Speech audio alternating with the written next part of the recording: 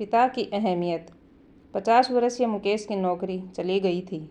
पिछले 10 महीनों में तीसरी बार उसे नौकरी से निकाला गया था।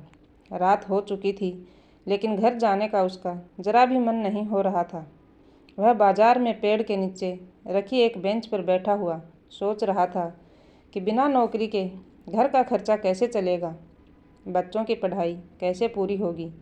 यही सब सोचकर वह अपने दोस्तों को बार बार फ़ोन कर रहा था।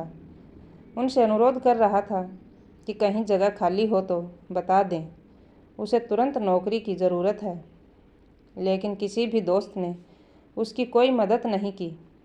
मुकेश कामचोर नहीं था, मगर बढ़ते कंप्यूटर के इस्तेमाल ने उसे कमज़ोर बना दिया था। हालांकि उसने कंप्यूटर चलाना भी सीख लिया था, मगर नए लड़कों जितना कंप्यूटर उसे चलाना नहीं आता था। इस कारण से गलतियां हो जाती थी। रात के 10 बजे वह हताश और निराश घर पहुंचा। घर के अंदर प्रवेश करते ही पत्नी चिल्लाई, कहाँ थे इतनी रात तक? किसके साथ मौज मस्ती कर रहे थे? तुम्हें शर्म नहीं आती क्या? घर में जवान बेटा और बेटी बैठे हैं। उनकी शादी की उम्र निकलती जा रही है। कब अकल आएगी तुम्हें? अगर उनकी जिम्मेदारी नहीं निभानी थी तो पैदा ही क्यों किया था? मुकेश कुछ भी नहीं बोला।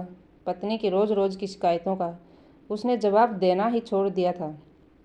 अभी वह बाहर रखी टंकी में लगे नल से हाथ मुंह धो रहा था कि बेटी दौड़ते हुए उसके पास आई। आते ही बोली, पापा, क्या आप मेरे लिए नया मोबाइल ले आए? मुकेश ने बेटी को भी कोई जवाब नहीं दिया। आप जवाब क्यों नहीं देते? सुबह तो आप पक्का वादा करके गए थे कि रात को लौटते समय मेरे लिए नया मोबाइल लेकर ही आएंगे। मुकेश जवाब देता तो क्या देता। बेटी के मोबाइल के लिए एडवांस रुपए मांगने पर ही मालिक ने उसे नौकरी से निकाल दिया था। बेटी अपने हाथ में पकड़े पुराने फ़ोन को दिखाते हुए बोली, आपको क्या लगता है पापा, मैं झूठ बोल रही हूँ? देखो, यह मोबाइल सचमुच खराब हो गया है। चालू करते ही हैंग हो जाता है। वह अपनी नौकरी जाने की खबर भी किसी को नहीं बताना चाहता था, क्योंकि वह जानता था कि अगर नौकरी छूटने की बात किसी को बताई तो बेटा बेटी और पत्नी सभी उसके पीछे पड़ जाएंगे, उसे कोसने लगेंगे कि वह ढंग से काम नहीं करता। इसलिए हर चौथे महीने नौकरी से निकाल दिया जाता है। मुकेश अपने कमरे में गया, जहां बिस्तर पर लेटी उसकी पत्नी मोबाइल चला रही थी, जिसकी आंखें तो मोबाइल की स्क्रीनिंग पर थी, लेकिन कान घर में हो रही बातों को सुन रहे थे। यूं ही मुकेश ने कमरे में कदम रखा। वह चिल्लाई, जवाब क्यों नहीं देते? बहरे हो गए हो क्या? बेटी को मोबाइल क्यों नहीं ला कर दिया? मुकेश दबी दबी आवाज़ में बोला, ऐसे ही हाथ में पैसे नहीं आए, जब पैसे मिलेंगे तब ला दूंगा। बोली, हाथ में नहीं थे तो किसी से उधार ले लेते। जानते हो ना, वह कंपटीशन की तैयारी कर रही है, बिना मोबाइल के कैसे पढ़ेगी? मुकेश के पास जवाब देने को बहुत कुछ था, मगर तब उसने चुप रहना सीख लिया था। चुपचाप रसोई घर में चला गया, खुद ही थाली निकाली, फिर खाना खाने लगा। मुकेश की बेटी 20 साल की हो चुकी थी, बेटा 23 साल का हो चुका था। दोनों पढ़ाई में कम और सोशल मीडिया पर ज़्यादा समय बिताते थे। इस कारण कंपटीशन में निकलने का सवाल ही पैदा नहीं होता था। अभी मुकेश खाना ख़त्म भी नहीं कर पाया था कि उसका बेटा घर के बाहर से गाना गुनगुनाता हुआ सीधा रसोई में आया, मगर मुकेश को वहाँ खाना खाते देखकर अपने कमरे में चला गया। मुकेश ने ध्यान दिया कि उसके बेटे के कदम लड़खड़ा रहे थे।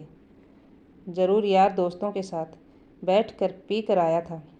शुरू में जब बेटा पी कर घर आता था, तब मुकेश उसे बहुत डांटा करता था, मगर एक दिन बेटा सामने बोल गया। मुकेश को ज़्यादा गुस्सा आ गया था। इस कारण उसने बेटे को थप्पड़ लगाना चाहा। तब बेटे ने उसका हाथ पकड़ लिया था और गुस्से में उसे आंख दिखाने लगा था। उस दिन के बाद मुकेश ने बेटे से कुछ भी कहना छोड़ दिया था। वह खाना खाकर वापस कमरे में आया तब पत्नी की शिकायत फिर से शुरू हो गई थी, मगर वह चुपचाप सो गया। सुबह जल्दी उठकर वह काम की तलाश में निकल गया। वह जानता था बिना काम किए सब कुछ बिखर जाएगा।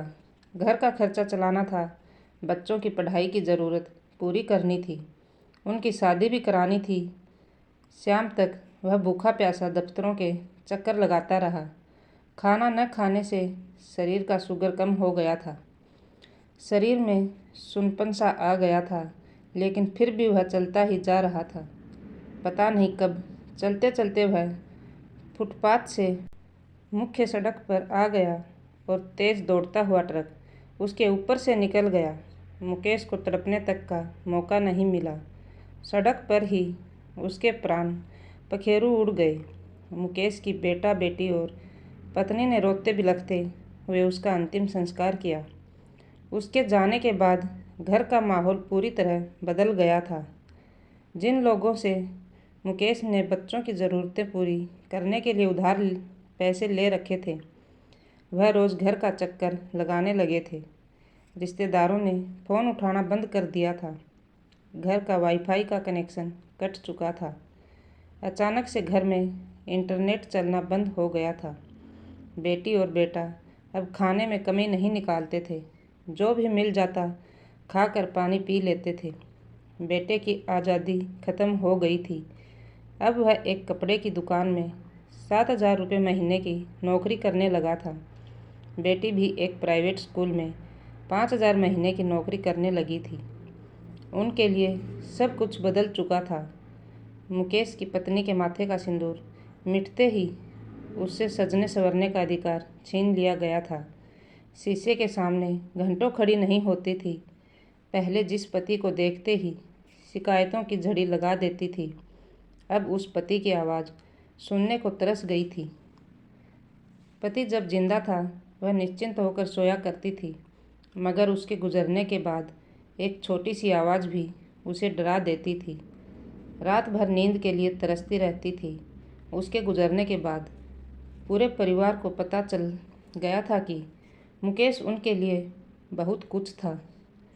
वही उनका सुख चैन था, वही नींद था, वही रोटी था, वही कपड़ा और मकान था, वही उनका पूरा परिवार था, वही ख्वाहिशों का आधार था, मगर उसकी कीमत उसके जीते जी उन्हें पता नहीं थी। दोस्तों, इस कहानी से हमें यह सीख मिलती है कि हमें अपने पिता की मेहनत, त्याग और संघर्ष को समय रहते समझ लेना चाहिए, उनका सम्मान करना चाहिए और शिकायत करने के बजाय समय रहते अपनी जिम्मेदारियों का समझ लेना चाहिए। तो दोस्तों, यह थी हमारी आज की कहानी। आशा करते हैं आपको पसंद आई होगी, और अगर कहानी पसंद आई हो तो कहानी को लाइक, शेयर और सब्सक्राइब ज़रूर करें।